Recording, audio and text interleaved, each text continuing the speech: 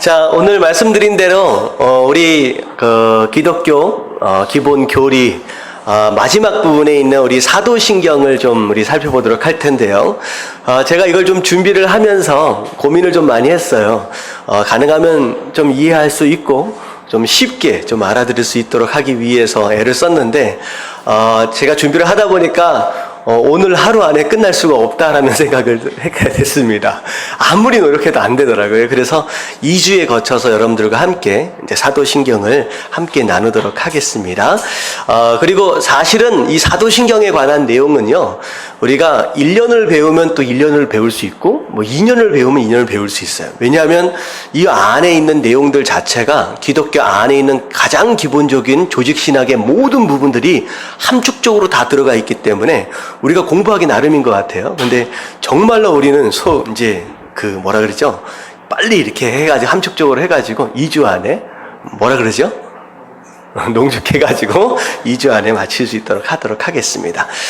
그리고 원래 강의 방법은 여태껏 나눠드렸던 강의 내용들을 다 가지고 오라고 말씀을 드렸잖아요. 제가 앞에 있던 내용들을 하나하나 찾으면서 하려고 해놓으니까 제가 찾아보니까 성경 구절들이 정확하게 안 나와 있는 부분들이 너무 많더라고요. 그래서 제가 나눠드린 이 교재를 좀 보면 이 안에 성경 구절들이 다 적혀 있습니다. 그러니까 그대로 그냥 읽어오시면서 따라가시면 될 것 같습니다. 자, 그리고 제가 숙제를 하나 내드렸어요. 사도신경을 다 외워가지고 오라고. 제가 좀 이따가 또 시험을 보도록 하겠습니다. 자, 사도신경, 시작할게요. 자, 사도신경의 그 단어의 의미를 먼저 살펴볼게요. 사도라고 하는 단어와 신경이라고 하는 단어, 두 단어가 합쳐진 단어잖아요. 자, 사도는 아폴로스톨로스라고 하는 이런 단어에서 온 겁니다. 자, 사도는 옆에 한번 같이 한번 읽어볼게요. 다 같이 시작. 파견된 자, 보냄을 받은 자. 자, 사도는 파견된 자, 보냄을 받은 자. 바로 이런 뜻을 가지고 있습니다. 복음서에서 가장 처음으로 사도라고 하는 단어가 쓰여진 때가 어느 때냐면 예수님께서 제자들을 둘씩 짝지어서 전도 여행을 보내시잖아요. 그리고 나서 제자들이 돌아왔을 때 그때 처음 쓰는 단어가 바로 사도예요. 사도들이 돌아왔다라고 할 때 그 사도를 사용을 하십니다. 그 전까지만 해도 제자라고 하는 단어를 사용했었죠. 근데 왜 사도라고 하는 단어를 그때부터 사용을 했느냐? 예수님께서 둘씩 짝지어서 어떻게 했었어요? 보냈었죠. 그러니까 보냄을 받은 자로서 돌아온 자들에게 처음 쓴 단어가 바로 사도라고 생각하시면 될 것 같아요. 근데 여기서 우리가 생각할 수 있는 이 사도는 곧 누굴 의미하느냐? 바로 예수님의 제자들을 이제 생각하시면 될 것 같아요. 예수님의 제자들. 볼펜이 남으시는 분들은 여기 좀 빌려주세요. 볼펜이 없어서 막 당황하고 계시는데 네, 빌려주세요. 네. 그래서 예수님의 제자들, 예수님으로부터 직접 가르침을 받은 자들, 보통 이렇게 생각하시면 될 것 같아요. 자, 그래서 사도는 바로 그런 뜻이고, 신경이라고 하는 것은 무슨 뜻이냐? 같이 한번 읽어볼게요. 시작. 굳게 믿고 지키려는 생각 혹은 신념. 예, 그래서 예수님의 가르침을 받은 일반적인 사도들이 예수님의 가르침을 통하여서 굳게 믿고 지키려는 생각 또는 신념이라고 생각을 하시면 될 것 같아요. 자, 두 번째로 보면 사도신경의 유래입니다. 어떻게 사도신경이 만들어졌느냐? 자, 첫 번째 같이 한번 읽어볼게요. 시작. 사도들의 신앙 고백으로 비롯되었다. 자, 사도신경의 처음 시작은 사도들의 신앙 고백으로부터 시작됐다는 거예요. 자, 그래서 마태복음 16장 16절 말씀은 시몬 베드로의 고백입니다. 같이 한번 읽어볼게요. 시작. 시몬 베드로가 대답하여 이르되 주는 그리스도시요 살아계신 하나님의 아들이시니이다. 예, 베드로가 예수님에 대하여 고백한 내용이 사도신경의 어떻게 보면 기초가 되었다라고 생각할 수 있을 것 같고요. 요한복음 1장 49절 나다나엘의 고백이 있어요. 같이 한번 읽어볼게요. 다 같이 시작. 라삐어 당신은 하나님의 아들이시요 당신은 이스라엘의 임금이로소이다. 약간 익숙하지 못한 이제 그거죠. 우리가 보통 익숙한 표현은 시몬 베드로가 한 표현인데 나다나엘이 또 이런 고백을 했었습니다. 그래서 하나님의 아들이시고 그리고 당신은 이스라엘의 임금이십니다라고 하는 이런 고백도 있었어요. 자, 그리고 요한복음 11장 27절은 예수님의 제자는 아니다라고 할지라도 예수님과 더불어 굉장히 많은 시간을 보냈던 마르다의 고백을 한번 볼게요. 이르되부터 시작. 이르되 주여 그러하외다. 주는 그리스도시요 세상에 오시는 하나님의 아들이신 줄 내가 믿나이다. 예, 이 마르다의 고백도 이제 비슷합니다. 그래서 이 사도들, 예수님의 제자들의 가장 기본적인 예수님에 대한 고백을 기초로 해가지고 만들어진 것이 사도신경이다라고 생각할 수 있을 것 같습니다.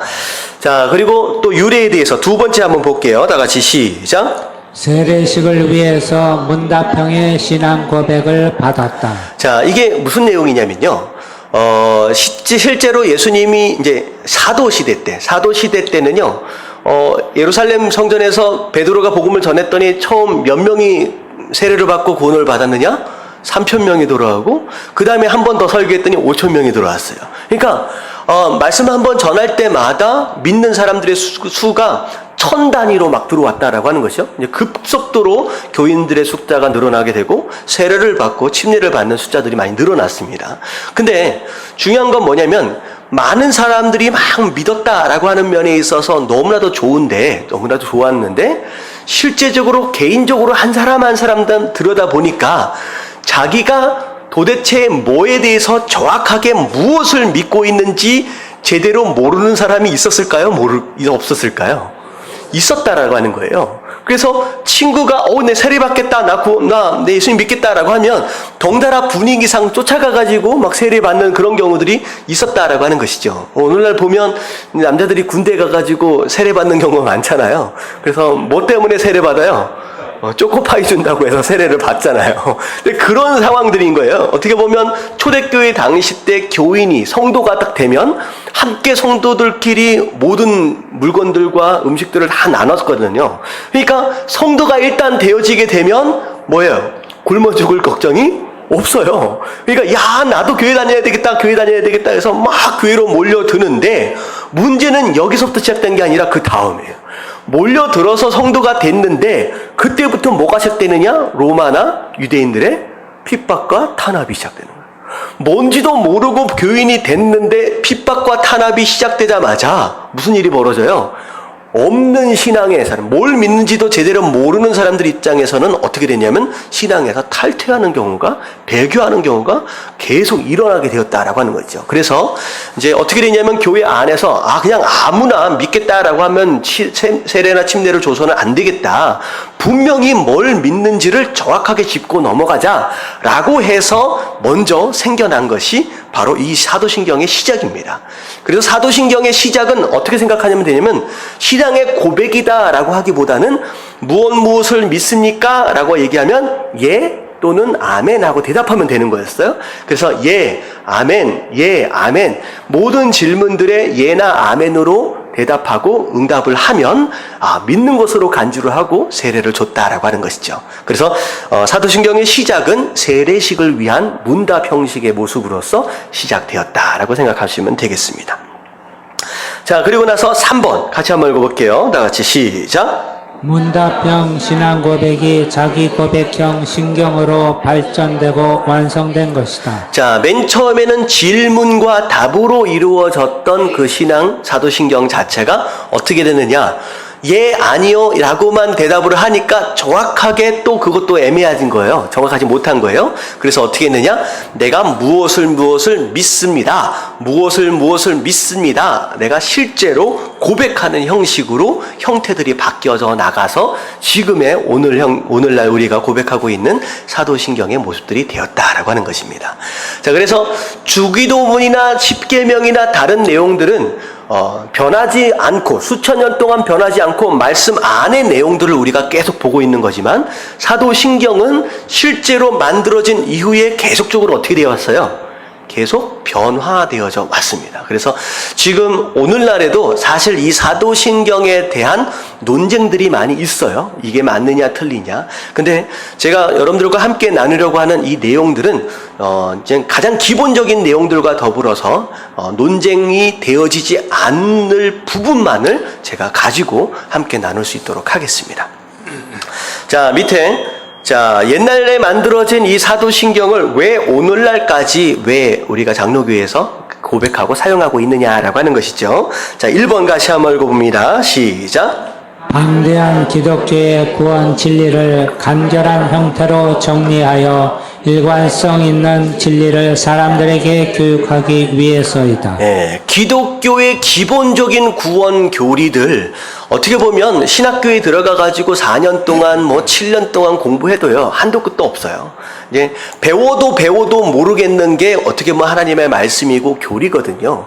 근데 그 내용들을 평신도들이 전부 다 공부를 할 수 있는 입장은 아니잖아요. 근데 그 방대한 양의 그 교리들과 그런 진리의 내용들을 어떻게 하느냐?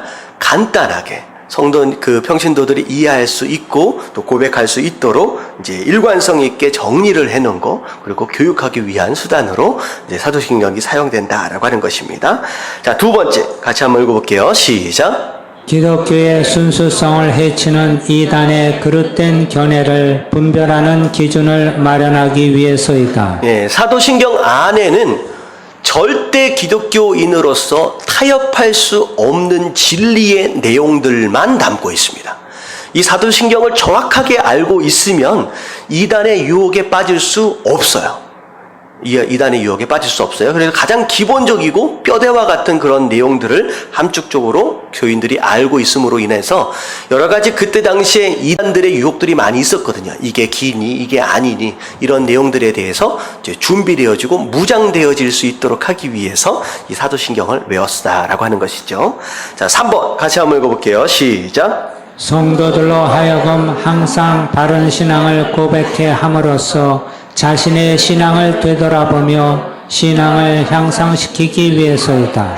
내가 믿고 있는 그것이 무엇인지 입술로 항상 고백하는 그런 것으로 말미암아 내 신앙을 점검할 수 있는 그런 기회가 될 수 있다라고 하는 것입니다. 자, 여기까지 사도신경의 배경이에요. 어떻게 보면 깊숙하게 좀 들어갈 수 있지만 대충 이제 백그라운드는 설명이 좀 된 것 같은데 이해되시죠? 여기까지. 자, 그러면 넘어가도록 하겠습니다.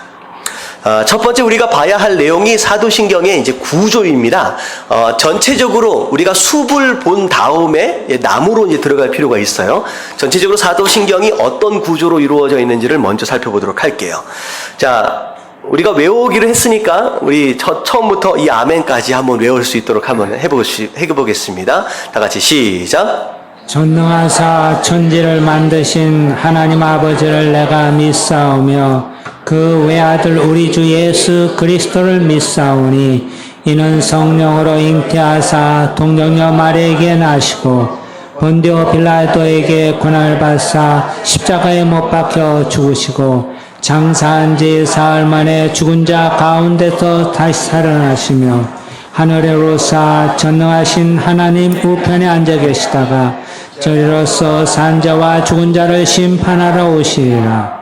성령을 믿사오며 거룩한 공예와 성도가 서로 교통하는 것과 죄를 사하여 주시는 것과 몸이 다시 사는 것과 영원히 사는 것을 믿사옵나이다. 아멘. 자, 우리가 좀 외운 이 버전은 이제 개역 개정으로 나온 이제 버전입니다. 근데 사실 영어 버전으로 좀 보면 조금 다른 표현들이 좀 있어요. 근데 영어 버전으로 보면요, 우리가 좀 난해한 구절들이 좀 있습니다. 이제 오히려 그래서 그 영어로 된 버전은 우리가 잊어버리고 한국말로 된 이 표현들만 우리가 좀 살펴보도록 할게요. 자, 사도신경이다라고 하는 거 이제 신앙의 고백이잖아요. 신앙의 고백이잖아요. 그래서 이 고백이라고 하는 면에 있어서 여기에 믿는다라고 하는 단어가 4번 등장합니다. 자, 보면 어디서 등장하느냐? 맨 위에 하나님 아버지를 내가 믿는다라고 하는 부분에 동그라미 한번 쳐보세요. 자, 몇 군데가 나오는지. 주 예수 그리스도를 믿사오니, 그리고 쭉 내려가다 보면 성령을 믿사오며, 그리고 쭉 내려가다 보면 영원히 사는 것을 믿사옵나이다. 자, 그래서 신앙의 고백으로서 믿는다라고 하는 단어가 4번 등장을 하게 되지요. 자, 믿는다라고 하는 단어는 이게 밑에 보면 I believe in입니다. I believe in. 그래서 왜 믿는다라고 하는 것이 중요한가? 자, 로마서 10장 10절 말씀 같이 한번 읽어볼게요. 다 같이 시작. 사람이 마음으로 믿어 의에 이르고 입으로 시인하여 구원에 이르느니라. 자, 우리가 구원받는 방법에 대해서 말씀하고 계세요. 우리가 구원을 받는 방법. 자, 우리가 구원을 받기 위해서는 2가지가 함께 작동해야 합니다. 첫 번째는 뭐가 작동해야 되냐? 우리의 마음이 작동해야 합니다. 우리의 마음을 통하여 뭐가 생겨요? 믿음이 생긴다라는 거예요. 그리고 그 다음에 뭐가 작동해야 돼? 그 다음에 우리의 입술을 통하여 뭐가 발생해요? 시인, 고백이 발생한다라고 하는 거죠. 그래서 마음을 통하여 믿게 되고 그 믿음을 근거로 입술로 고백하는 행동, 바로 그것으로 말미암아 우리가 뭘 받는다? 구원에 이른다라고 분명히 말씀을 드렸습니다. 자, 그리고 로마서 10장 9절 그 전 말씀인데 같이 한번 또 읽어볼게요. 시작. 네가 만일 네 입으로 예수를 주로 시인하며 또 하나님께서 그를 죽은 자 가운데서 살리신 것을 내 마음에 믿으면 구원을 받으리라. 네, 구원을 받기 위해서 입으로 시인하고 그리고 마음으로 믿는다라고 하는 내용을 반복적으로 좀 설명을 하고 있죠. 그래서 우리가 믿고 있는 이 믿음을 우리가 예배를 통하여서나 우리 다른 사람들 앞에서 이렇게 사도신경이나 여러 가지 형태들을 통하여서 고백하는 것 자체, 시인하는 것 자체는 우리 신앙생활에 굉장히 중요하다라고 하는 내용입니다. 자, 그래서 믿사오며라고 하는 단어가 이제 4번 나오죠. 자, 첫 번째, 자, 전능하사 천지를 만드신 하나님 아버지를 내가 믿사오며. 이건 누구에 대한 믿음이에요? 아버지 하나님, 성부 하나님에 대한 믿음입니다. 처음 위에 이제 구분을 해놨어요. 처음에 대한 내용은 바로 성부 하나님에 대한 내용이에요. 자, 그리고 그 외아들 우리 주 예수 그리스도를 믿사오니 서부터 쭉 내려가서 저리로서 산자와 죽은 자를 심판하러 오시리라. 거기까지가 누구에 대한 고백입니까? 성자 하나님에 대한 고백입니다. 성자 하나님에 대한. 자, 그리고 3번째, 자, 내용이 성령을 믿사오며. 어떻게 보면 성령에 대한 설명은 굉장히 짧아요. 성령을 믿사오며 라고 하는 것은 어떤 하나님? 성령 하나님에 대한 고백이죠. 자, 그리고 나서 거룩한 공예와 성도가 서로 교통하는 것과 여기까지가 뭐에 대한 고백이에요? 교회에 대한 고백입니다. 교회에 대한 고백이에요. 자, 어디 하고 계시는지 다 아시죠? 네, 그리고 나서 죄를 사하여 주시는 것과 몸이 다시 사는 것과 영원히 사는 것을 믿사옵나이다. 아멘. 여기까지가 교회의 일원이 되어진 성도들의 구원에 대한 내용입니다. 구원에 대한 내용입니다. 그래서 전체적으로 이렇게 구조가 쭉 돼 있어요. 그래서 성부, 성자, 성령, 교회, 그리고 구원에 대한 내용을 하나하나 정렬을 해놓은 구조다라고 생각하시면 됩니다. 그래서 제가 지금부터 하나하나를 살펴볼 텐데 이 내용들 자체가 굉장히 중요한 핵심이고 이것에 위배되는 그 어떤 논리든 어떠한 내용이든 교리든 다 이단이라고 생각하시면 되겠습니다. 그래서 굉장히 중요한 것만 다루게 됩니다. 자, 넘어갈게요. 자, 사도신경 설명 들어갑니다. 전능하사 천지를 만드신 하나님 아버지를 내가 믿사오며. 자, 성부 하나님에 대하여 3가지로 설명을 하고 있어요. 첫 번째는 성부 하나님의 어떤 부분? 전능하시다라고 하는 부분. 그리고 2번째가 천지를 만드셨다. 천지 창조에 대한 부분. 3번째는 그분이 우리의 아버지가 되신다라고 하는 부분이죠. 그래서 첫 번째는 하나님의 능력, 그리고 그 2번째도 어떻게 보면 하나님의 역사하심과 능력에 대한 내용이고, 3번째 아버지는 하나님과 우리의 관계에 대한 내용입니다. 자, 첫 번째 전능이라고 하는 단어는 영어로 보면 almighty예요. 자, 옆에 한번 읽어볼게요. 시작. 모든 것을 다 할 수 있음. 자, 이건 뭐냐면 하나님 안에서는 불가능한 일이 있어요, 없어요? 없다라고 하는 거예요. 그래서 어떻게 보면 전능이라고 하는 단어는 우리의 기도의 응답에 굉장히 밀접한 관계가 있죠. 기도 응답에. 자, 그래서 요한계시록 1장 8절을 보면 하나님의 전능하심에 대해서 이렇게 설명하고 있습니다. 다 같이 시작. 주 하나님이 이르시되 나는 알파와 오메가라. 이제도 있고 전에도 있었고 장차 올 자요 전능한 자라 하시더라. 자, 나는 알파와 오메가, 시작과 끝이다라는 거야. 시작과 끝. 다시 말하면 하나님을 떠나서는 그 어떤 것도 존재한다, 안 존재한다? 존재하지 않는다라고 하는 거야. 시작과 끝이다. 내가 시작과 끝이다. 이제도 있고 전에도 있고 장차 올 자다. 이 얘기는 뭐냐면 시간과 공간을 초월한 존재로서 영원한 존재다라고 하는 것을 함께 설명을 하고 있는 거죠. 옛날에도 있고 지금도 있고 장차. 그리고 심지어 마지막에 뭐라고 정리하시냐? 전능한 자다. 나는 무엇이든 가능한 존재다라고 스스로 이제 고백을 하고 계십니다. 자, 그리고 나서 이 전능하심은 아까 제가 뭐라고 말씀을 드렸냐? 기도 응답과 밀접한 관계가 있다고 했죠. 마가복음 9장 23절에 예수님께서 하신 말씀이에요. 다 같이 시작.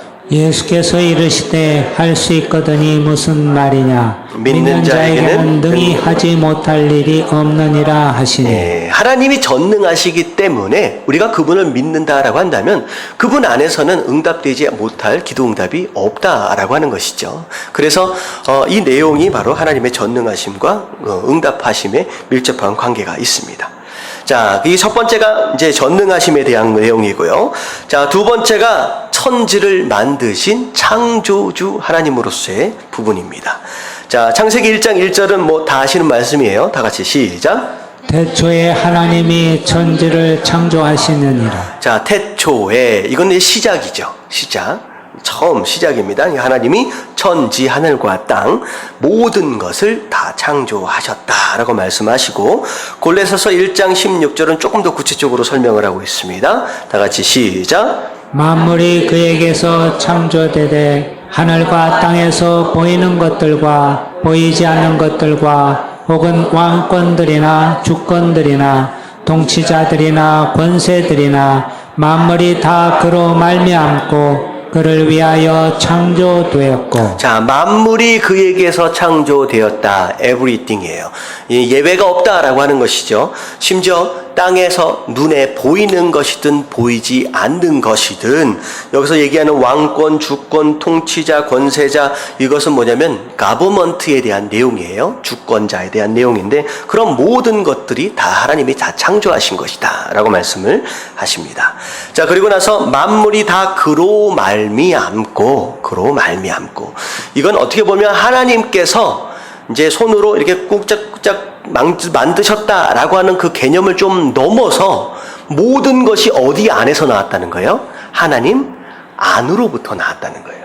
이런 개념입니다. 그러니까 창조다라고 하는 것은 하나님이 외부의 어떤 상황들, 어떤 공간적인 어떤 그런 상황 가운데서 주물딱 뭔가를 만드셨다. 뭐 이런 개념이 아니라 만물이 다 그 안에서부터 나온 것이다 라는 그런 개념이에요. 창조다라고 하는 것은. 그리고 창조하신 이유까지도 나왔어요. 자, 뭘 위해 창조하셨어요?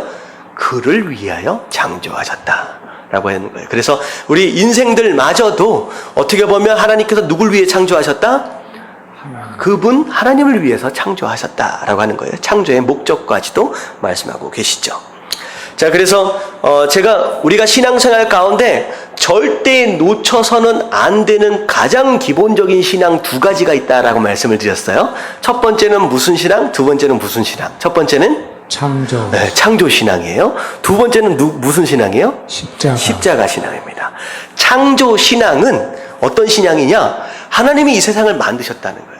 내가 믿는 바로 그분이 창조자가 되신다라고 하는 것에 대해서 전능하심이 그 안에 있잖아요. 그 능력에 대한 우리가 붙잡음이 있다라고 하는 것이죠. 그리고 십자가 신앙은 뭐예요?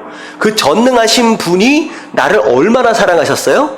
죽기까지 사랑하셨다는 거예요. 그래서 우리가 이 두 가지 신앙, 창조의 신앙과 십자가 신앙을 붙들고 있으면요, 절대 시험 들거나 자빠지지 않을 수 있습니다.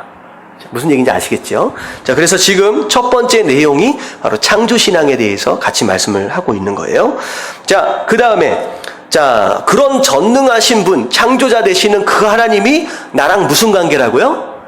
아버지라는 거예요, 아버지. 저기 멀리 있는 옆집 아저씨가 아니라 그분이 나의 아버지가 되신다라는 거예요. 내 아버지가 되신다라고 하는 것은 곧 무엇을 의미하느냐? 그분의 능력이 나와 상관이 있어요, 없어요? 있다는 거예요.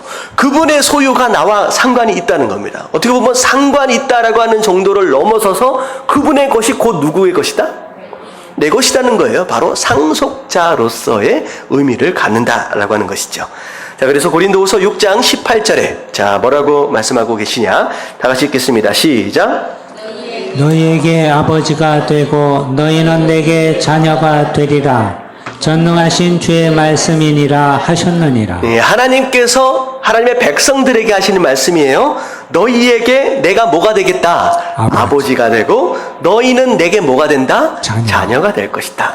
자, 이 문장 구조를 딱 보는 순간 여러분들 갑자기 떠오르는 문장 구조가 있어야 돼요. 자, 어떤 문장 구조예요? 출애굽에서 하나님과 이스라엘과 세운 언약. 뭐라고 말씀하셨어요? 내가 너희의 하나님이 될 것이고 너희가 나의 백성이 될 것이다.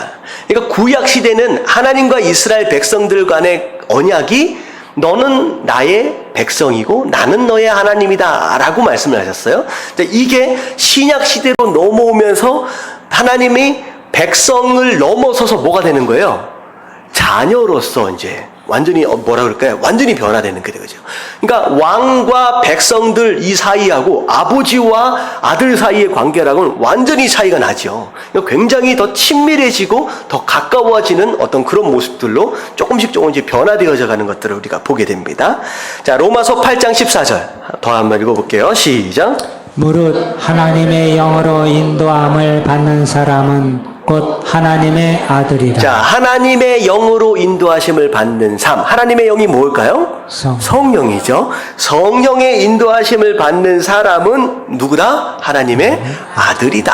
아들이다. 그러면 바로 그 사람은 하나님을 향하여 뭐라고 부를 수 있어요? 아버지라고 부를 수 있게 되는 것이죠. 그래서 어떻게 보면 자녀로서 아버지에게 나아간다라고 할 때에 그런 담대함이 또 있을 필요가 있다라고 하는 것이죠. 하나님은 굉장히 공의로우신 분이고 거룩한 분이시기 때문에 좀 어려워할 수도 있어요. 좀 부담스러울 수도 있어요. 하지만 이제는 하나님 앞에 우리가 나아갈 때에 자녀로서 나아가기 때문에 우리가 그냥 나가면 되는 거예요. 하나님이 있는 모습 그대로 나오라라고 하신 거는 뭐냐면 네가 죄가 다 씻어지고 깨끗하게 된 다음에 그제서야 나오라는 얘기가 아닌 거예요. 하나님이 우리를 사랑하시는 이유는 우리가 무엇인가를 잘해서가 아니라 그냥 우리가 뭐기 때문에? 자녀이기 때문이라는 거예요. 여러분들 여기에서 이제 굉장히 어려움을 경험하는 경우가 많습니다. 신앙생활 하다가 내가 조금 죄 짓고 내가 조금 이제 불량해지면 갑자기 어떤 느낌이 들어요? 하나님과 내가 좀 멀어지는 느낌이 들고 어려워지잖아요. 하나님 나를 미워하실 것 같고. 물론 하나님이 아파하십니다. 마음이 아파하시지만 미워하시지는 않아요. 왜냐하면 우리가 누구기 때문에 그분의 자녀이기 때문이다 하는 거예요. 여러분 이것에 대한 담대함이 좀 있어야 신앙생활하는데 굉장히 자유스러울 수 있어요. 마치 욥처럼 신앙생활하면 안 돼요. 제가 말씀을 드렸죠. 욥은 어떤 마음 가운데 신앙생활을 했느냐? 두려운 하나님이에요. 내가 뭘 잘못하면 혼날 것 같은 거예요. 물론 하나님의 그런 속성도 있지만 거기에 매여 있으면 건강한 신앙생활은 아니다라고 하는 것이죠. 자, 그래서 첫 번째가 성부 하나님이에요. 우리가 첫 번째는 뭐에 대해서 배웠느냐? 하나님의 전능하심. 두 번째는 하나님이 창조자 되신다라고 하는 것. 세 번째는 그런 분이 나의 아버지가 되신다라고 하는 것입니다. 자, 그래서 이 세 가지 내용을 반하는, 거부하는 그 어떤 논리도 합당치 않다라고 하는 거예요. 자, 이것은 우리가 완전히 기억해야 될 내용입니다. 자, 여기까지 이해 다 되시죠? 자, 그 다음에 이제 예수 그리스도에 대한 내용입니다. 성자 하나님이에요. 성자 하나님에 대한 내용은 굉장히 방대합니다. 그래서 자, 보면 그 외아들 우리 주 예수 그리스도를 믿사오니, 자, 예수님에 대하여 네 가지로 설명하고 있어요. 자, 첫 번째는 예수님이 어떤 아들?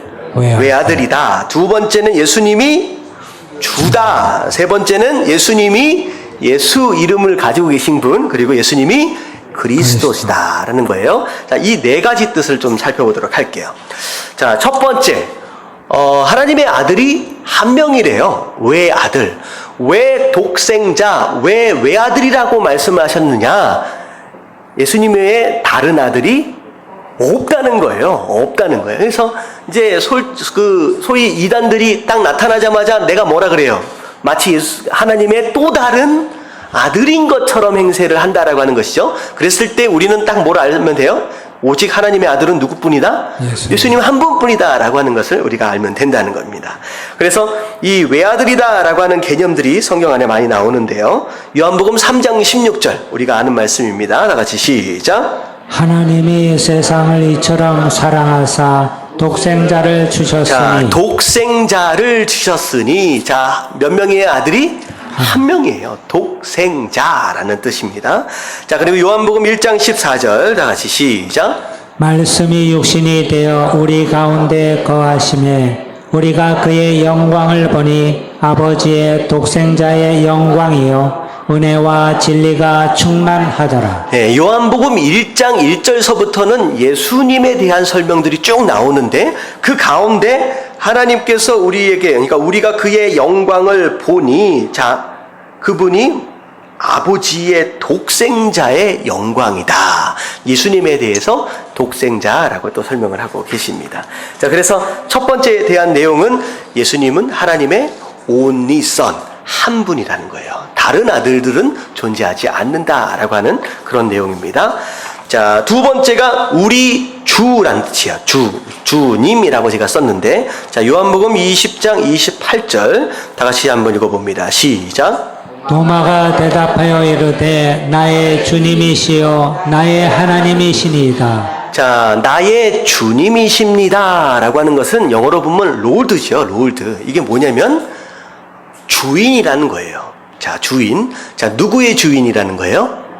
나의 주님이라는 거예요. 다시 말하면 내 인생의 주인이 바로 예수 그리스도입니다 라는 뜻입니다. 그래서 내가 좋아하는 건, 내가 원하는 건 내 마음대로 결정하고 내 마음대로 살아가는 게 아니라 누구에 맞춰서?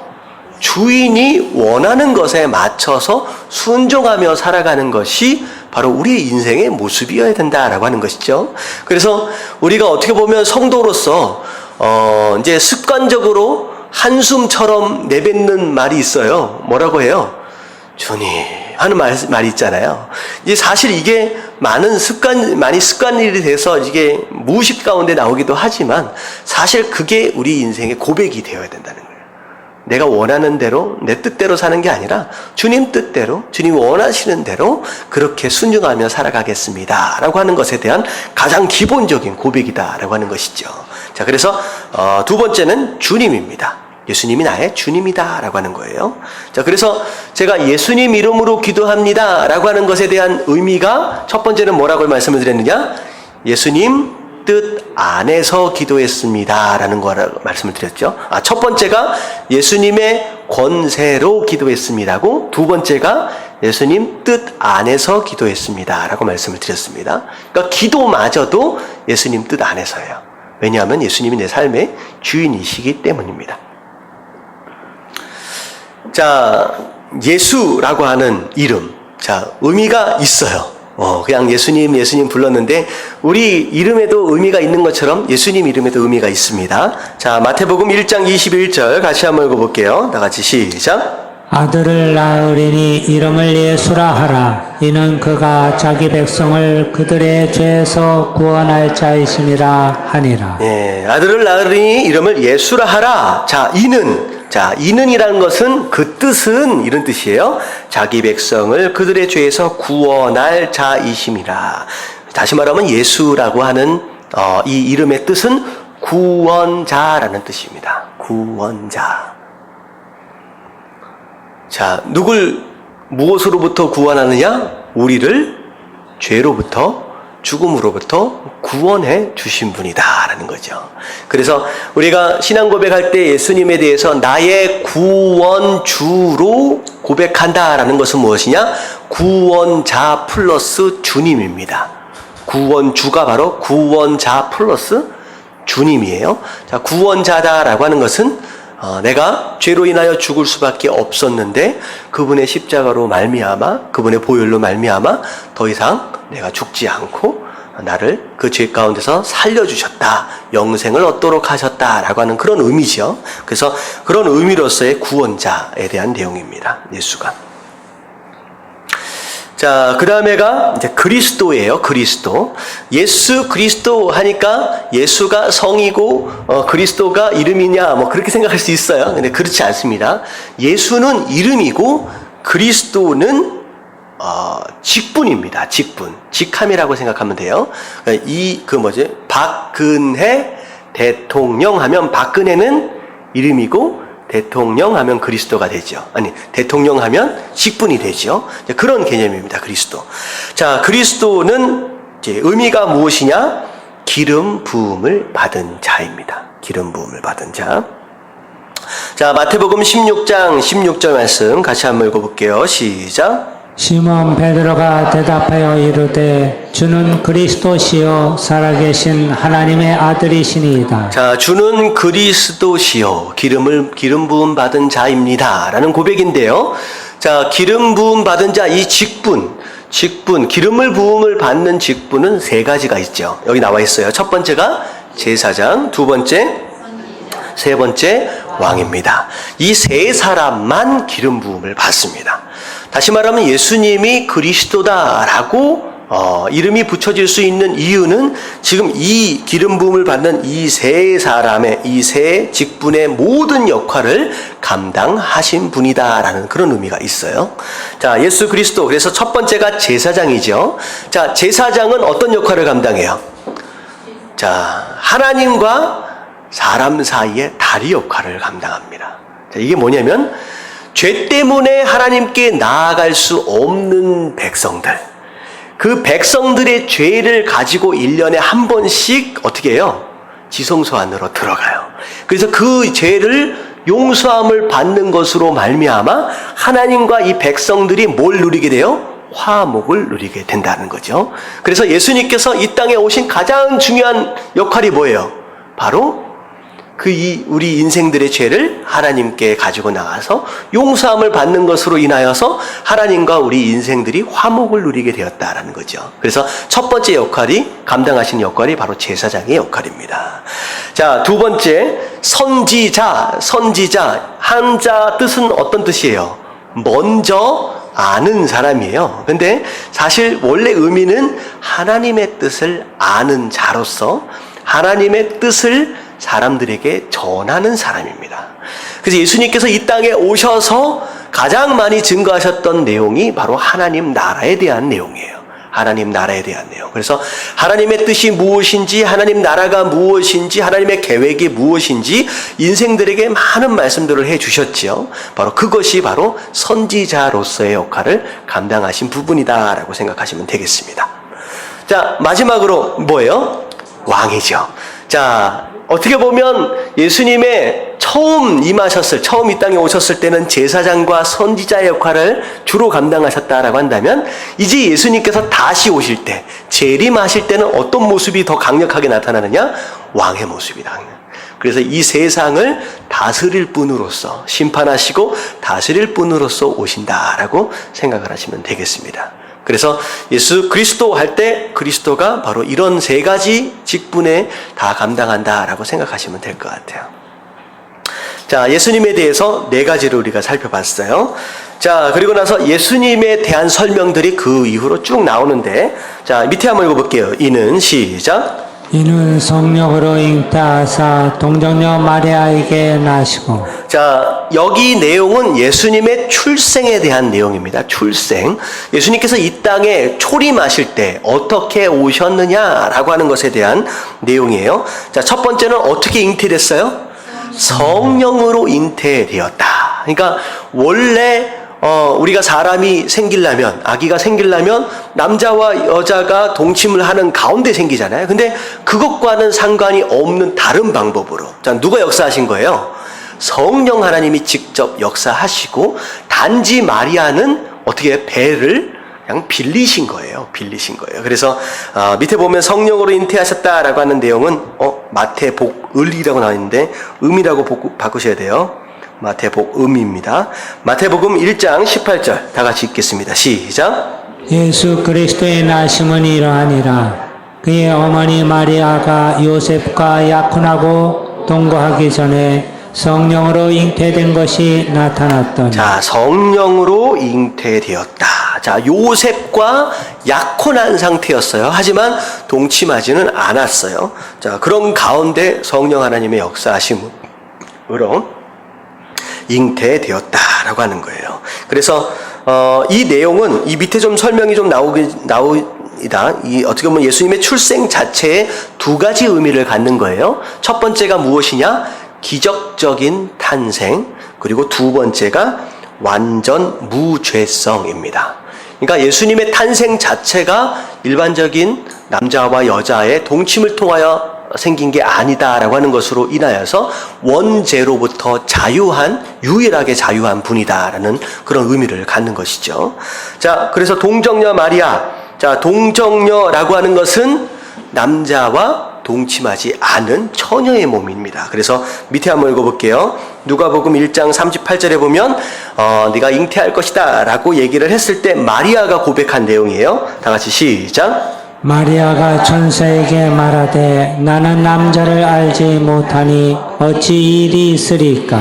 자, 남자를 알지 못한다라고 하는 것은 아직 동침한 적이 없다라고 하는 그런 내용이죠. 그래서 이 두 가지 내용을 통하여서 예수님의 탄생 자체가 기적적인 탄생과 더불어서 원죄와는 이제 거리가 먼 원죄와는 이제 거리가 있다라고 하는 그런 내용이죠. 무죄성을 의미합니다. 그래서 자, 이 성령의 잉태하심과 동정녀 마리아에게 대한 내용 자체가 예수님의 출생에 대한 내용이에요. 자, 그리고 본디오 빌라도에게 고난을 받으사 십자가에 못 박혀 죽으시고, 자, 이 내용은 예수님의 죽음에 대한 내용이에요. 자, 출생에 대한 내용 살펴봤고, 그 두 번째가 이제 죽음에 대한 내용이에요. 자, 본디오 빌라도에게 고난을 받으사. 자, 마가복음 15장 15절 말씀 같이 한번 읽어볼게요. 다 같이 시작. 빌라도가 무리에게 만족을 주고자 하여 바라바는 놓아주고 예수는 채찍질하고 십자가에 못 박히게 넘겨주니라. 자, 어떻게 보면 우리가 지금 요즘에 큐티를 하고 있는 내용이잖아요. 빌라도가 예수님이 죄 없는 걸 알았어요, 몰랐어요? 알았어요. 알고 심지어는 왜 그 대제사장들이 자꾸 예수님을 죽이려고 하는 것까지도 이유까지도 알았습니다. 그런데도 불구하고 어떻게 보면 예수님을 죽이지 않으려고 애를 썼음에도 불구하고 결국 결론적으로 예수님을 죽게 내놓은 것은 누구예요? 빌라도라는 거예요. 빌라도라는 거예요. 그래서 여기 보면 마가복음에 보면 주어가 누구냐? 빌라도가입니다. 빌라도가. 그러니까 어떻게 보면 빌라도는 나중에 심판대 앞에서 이러쿵저러쿵 할 말이 좀 있을 것 같아요. 나는 살리려고 애를 써봤습니다. 그런데 쟤네들이 어쩔 수 없어서 별의별 핑계와 변명들을 늘어낼 수 있을 것 같아요. 하지만 결론은 뭐예요? 누가 죽였다?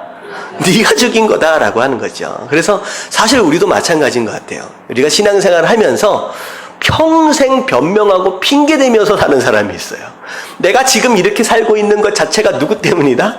우리 부모 때문이고, 내 남편 때문이고, 내 아내 때문이고, 내 자식 때문이고, 항상 다른 사람들 변명하고 핑계내다가 그렇게 살아가는 사람이 있다는 거예요. 근데 그 핑계가 하나님 앞에 통해요, 안 통해요?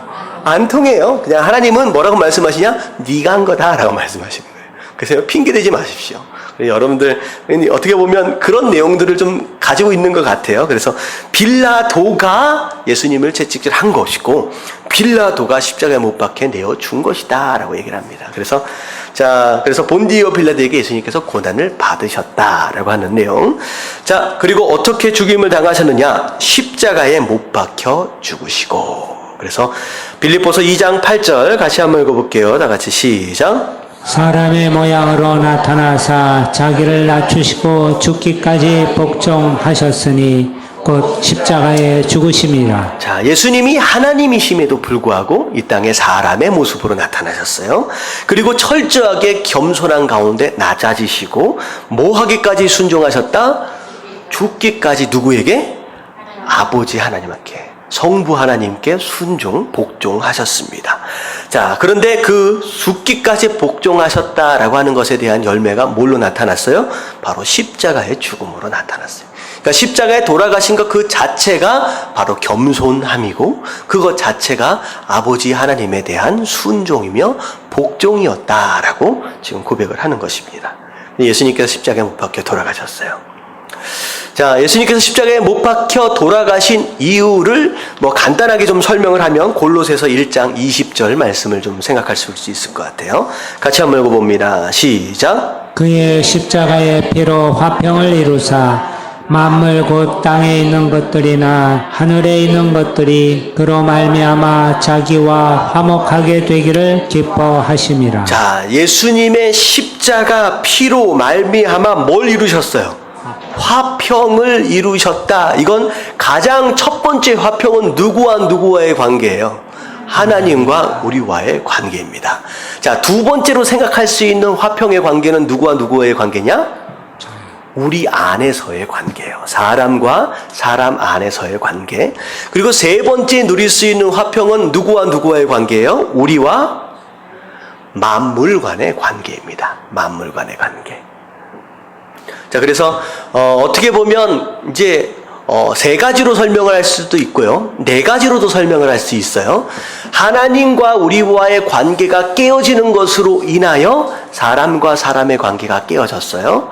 자, 그리고 누구와의 관계가 깨어졌느냐? 사람과 만물 간의 관계가 깨어졌습니다. 그래서 땀 흘리며 힘을 쏨에도 불구하고 땅은 너를 향하여 뭘 낸다? 가시와 엉겅퀴를 낸다는 거예요. 그래서 우리가 이 세상을 살아감에 있어서 수많은 문제들로 인하여 괴로워하는 이유가 무엇이냐? 무슨 관계가 처음부터 망가졌기 때문에? 하나님과 우리와의 관계. 그래서 하나님과 우리와의 관계를 회복하는 순간 어떻게 돼요? 이 모든 관계가 회복되어져 간다는 거죠. 그리고 심지어는 무엇과의 관계도 깨어진 것이나 마찬가지냐? 나와 내 육신과의 관계도 깨어진 것이나 마찬가지예요. 이게 뭐가냐면 나와 내 육신과의 관계가 깨어짐으로 말미암아 우리 삶 가운데 뭐가 찾아가느냐? 질병이 찾아왔어요. 내 육신과 나와의 관계입니다. 그래서 이것 자체가 회복되어지는 것으로 말미암아 심지어 우리의 육신의 병도 질병도 고침을 받는다라고 하는 그런 개념입니다. 그래서 하나님과의 모든 관계가 첫 번째 관계가 깨어짐으로 말미암아 우리 안에 주어진 모든 관계가 다 깨어졌어요. 이게 원인입니다. 그런데 예수 그리스도의 십자가의 피로 가장 근본적인 그 관계, 깨어진 관계가 다시 화평을 이루게 됨으로 말미암아 그 이후에 깨어진 관계들이 조금씩 뭐 되어져 가는 관계예요? 다 회복되어지는 관계를 우리가 지금 누리고 있다라고 하는 것이죠. 그래서 화평을 이루사 만물 곧 땅에 있는 것들이나 하늘에 있는 것이 다 그로 말미암아 자기와 화목하게 되기를 기뻐하심이라. 그러니까 하나님과 모든 만물들이 다 관계가 깨어졌어요. 근데 예수 그리스도의 십자가로 말미암아 이 모든 깨어진 관계가 다 하나 되어지는 그런 과정 가운데 있다라고 하는 것입니다. 자, 그래서 예수님께서 어떻게 돌아가셨느냐, 그리고 거기에 대한 의미들을 좀 살펴봤어요. 여기까지 끝낼 수 있겠네요. 다음 같이 한번 읽어볼게요. 다 같이 시작. 장사한 지 사흘 만에 죽은 자 가운데서 다시 살아나시며. 자, 이 위의 부분을 예수 그리스도의 죽음에 대해서 말씀하셨다라고 한다면 그 다음은 뭐에 대한 말씀이냐? 죽음과 더불어 부활에 대한 말씀이죠. 부활에 대한 말씀. 자, 그래서 세 가지를 우리가 두 가지를 살펴볼 수 있어. 첫 번째는 장사한지. 자, 장사된다라고 하는 것은 곧 무엇을 의미하느냐? 완전한 죽음입니다. 자, 어떤 신학자들은 그런 얘기를 해요. 잠깐 기절했다가 일어난 것이 아니겠느냐, 이런 얘기를 하는데 실제로 그렇지 않다는 거예요. 완전히 장사되어지고 무덤 안에 들어가 계셨다라고 하는 거지요. 며칠 동안? 3일 동안 들어가 계셨습니다. 그래서 마태복음 27장 59절부터 61절까지 보면 장사되어지는 과정이 나와요. 다 같이 읽겠습니다. 시작. 요셉이 시체를 가져다가 깨끗한 세마파로 싸서 바위 속에 판 자기 새 무덤에 넣어두고 큰 돌을 굴려 무덤문에 놓고 가니 거기 막달라 마리아와 다른 마리아가 무덤을 향하여 앉았더라. 자, 예수님께서 실제로 못 박히시는 시간 자체는 오전 9시입니다. 자, 그리고 나서 오후 12시서부터 약 3시까지 갑자기 어둠컴컴해졌죠. 해가 빛을 잃었고요. 그리고 서 예수님께서 실제로 돌아가신 시간이 아마 오후 3시에서부터 4시 정도 되지 않겠느냐. 그래서 십자가 위에 달려 계시는 시간을 보통 6시간에서 한 7시간 정도로 생각을 합니다. 자, 그래서 6시 정도, 6시간 정도 달려 계셨고, 죽으신 시간이 3시 정도에서 4시. 아직 금요일날 해가 떠 있을 시간이에요. 자, 금요일날 해가 딱 지는 순간 뭐가 시작돼요? 안식일이 시작돼요. 그러니까 해가 떨어지면 아무 일도 해서는 안 됩니다. 그렇기 때문에 예수님께서 죽고 나서, 돌아가시고 나서 해가 떨어지기 바로 직전까지 요셉은 부랴부랴 예수님의 시체를 걷어서 염을 하고, 그리고 나서 이제 향유를 뿌릴 수 있는 시간도 없었죠. 그래서 자기 무덤에다가 장사를 치르고 문제 앞에 무덤 문이 있잖아요. 그 돌로 갖다가 딱 맞게 되죠. 예수님이 금요일날 해가 떠 계셨을 때 돌아가셨기 때문에 금요일날 남아있는 시간을 하루로 치는 거예요. 하루로 치고 해가 딱 떨어지고 나서 그 다음 해가 떨어질 때까지를 안식일이라고 합니다. 그래서 토요일날 해가 떨어질 때까지가 안식일이에요. 그리고 나서 해가 떨어진 이후에 그 다음날 아침이 이제 무슨 날이에요? 오늘날 우리가 주일이 되는 거죠. 주일날 새벽에 예수님께서 부활을 하시게 되죠. 그러니까 금요일날 남아있는 시간을 하루로 치고, 그리고 안식일을 온전히 다 보내신 24시간을 하루로 치고, 그리고 나서 어떻게 돼요? 그 다음날 안식일날까지를 하루를 쳐서 3일 만에 부활하셨다라고 하는 개념이 돼요. 근데 어떻게 보면 전체적인 시간으로 보면 이틀도 안 되는 시간이 되죠. 이렇게 딱 이렇게 맞춰보면. 근데 이제 횟수로 보면, 날로 보면 3일이 이제 채워지게 됩니다. 자, 그래서 3일 동안 무덤에 이제 계시는 거예요. 그래서 장사했다라고 하는 것은 완전한 예수님의 죽음을 의미하는 거예요. 자, 그리고 나서 사흘 만에 죽은 자 가운데서 다시 살아나시며, 뭐에 대한 내용이냐? 부활에 대한 내용이죠. 자, 사흘 만이다라고 하는 것은 방금 설명을 좀 드렸고요. 자, 그래서 마가복음 16장 2절 같이 읽겠습니다. 시작. 안식 후 첫날 매우 일찍이 해 돋을 때 그 무덤으로 가며. 자, 안식일 날 아침이니까, 자, 여기까지가 이제 셋째 날이 되는 거죠. 자, 그리고서 부활한 증거가 어디서 나타났느냐? 마가복음 16장 6절 시작. 청년이 이르되 놀라지 말라. 너희가 십자가에 못 박히신 나사렛 예수를 찾는구나. 그가 살아나셨고 여기 계시지 아니하니라. 보라, 그를 두었던 곳이니라. 자, 그래서 예수님의 무덤은 어떤 무덤이에요? 비어있는 무덤이다라는 거죠. 예수님 거기 안 계십니다. 왜냐하면 예수님은 부활하셨기 때문이다라는 거예요. 자, 그래서 이 천사의 이야기를 통하여서 예수님이 부활하신 것이 이제 증거되었고, 심지어는 어떻게까지도 증거가 되느냐? 마태복음 28장 11절부터 15절까지의 내용은 이 내용이에요. 예수님께서 부활하시겠다라고 살아계셨을 때 반복해서 많이 말씀을 하셨어요. 복음서를 보면 최소한 3번에서 4차례 이상을 말씀하셨습니다. 근데 부활하실 것이다 라고 하는 이 말씀을 제자들은 귀담아 듣지 못해요. 그냥 죽음에 대한 내용들과 더불어 인정할 수 없는 거예요. 그래서 부활에 대한 내용을 마음 가운데 담아두지 못하고 계속 거부하고 잊어버립니다. 근데 이 부활할 것이다 라고 하는 이 말씀을 고지고대로 잘 귀담아 들은 사람이 있어요. 누구였느냐? 대제사장들. 이 대제사장들은 그걸 귀담아 들은 거예요. 그래서 혹시나 부활하면 어떨까라는 마음이 딱 들어온 거예요. 그래서 어떻게 했어요? 부활을 방해를 하든지, 아니면 부활한다라고 하는 말들과 더불어서 혹시나 제자들이 시체를 훔쳐갈까 봐서 그 감옥이 아니라 그 무덤 앞에다가 경비병들을 쭉 세워놨습니다. 근데 이것도 하나님의 은혜인 것 같아요. 만약에 경비병들이 없었다라고 한다면 예수님의 부활을 목격한 사람은 있어요, 없어요? 없어요. 실제로 부활을 목격한 사람은 하나도 없는 게 돼요. 그러니까 증거하고 있는 이 천사만 알게 된다라고 하는 것이죠. 그리고 부활에 대한 흔적만을 이 여자들이 봤잖아요. 근데 너무나도 감사한 게 뭐냐면 경비병들이 그 앞에 세워지는 것으로 인하여 실제로 부활을 목격한 사람들이 생겨납니다. 경비병들이 딱 보니까 이제 부활하는 상황이 퍽 벌어지니까 거기에서 이 경비병들이 깜짝 놀라서 기절했다가 도망가요. 나중에 도망갈 때 누구한테 도망가느냐? 대제사장한테 도망갔더니 부활했습니다. 오, 진짜 살아났습니다 라고 얘기를 하는 거예요. 지금 이게 11절부터 15절까지의 내용이에요. 자, 보세요. 자, 여자가 갈 때 경비병 중 몇이 성에 들어가 모든 된 일을 대제사장들에게 알리니 부활한 내용들을 다 알리는 거예요.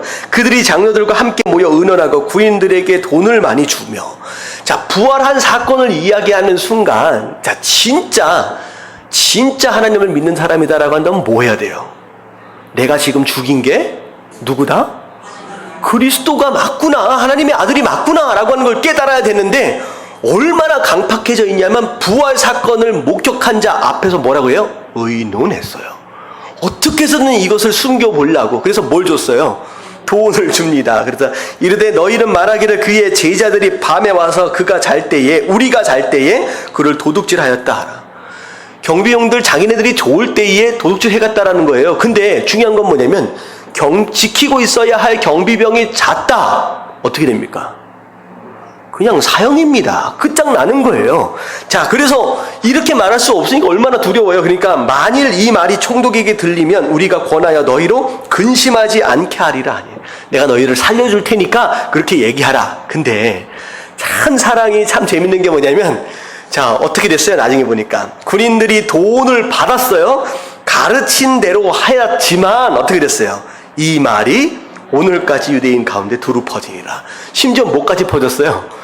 서로 이걸 숨기자 돈까지 받은 이 내용들까지가 다 퍼져서 결국은 뭐가 드러날 수밖에 없었다? 예수 그리스도가 부활하신 것이 그들의 입을 통하여서 다 드러날 수밖에 없었다라고 하는 내용이죠. 자, 그래서 어떻게 보면 예수 그리스도의 부활이 사실이다? 아니다. 사실이다라고 하는 거예요. 자, 이런 것들을 통하여서 이렇게 증명이 되어집니다. 그래서 오늘은 예수 그리스도에 대한 성자 하나님에 대한 내용들 가운데 부활의 내용까지를 좀 살펴봤어요. 그리고 우리 다음 주에는 그 나머지 내용들을 좀 살펴보시도록 하겠습니다.